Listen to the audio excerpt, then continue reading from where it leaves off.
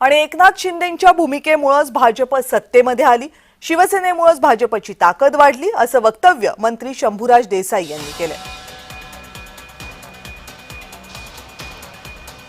एवढी ताकदवान नव्हती, पण 22ला आदरणीय शिंदे साहेबांनी जी भूमिका घेतली त्या भूमिकेमुळे भाजप सत्तेमध्ये आलं। भाजपला सत्तेमध्ये चांगला वाटा मिळाला आणि शिवसेना आणि भाजप ही पूर्वीची असणारी युती आदरणीय शिंदे साहेबांनी परत भक्कम केली, परत पुनर्जीवित केली आणि एवढ्या मोठ्या प्रमाणात महायुतीला यश मिळायला आणि भाजप ताकदवान व्हायला निश्चितपणे कुठं ना कुठंतरी 2022ला आदरणीय शिंदे साहेबांची उठावाची भूमिका आणि त्यामुळं पुनर्जीवित झालेली भाजप शिवसेनेची होती, त्यामुळं शिवसेना भाजप सत्तेमध्ये आली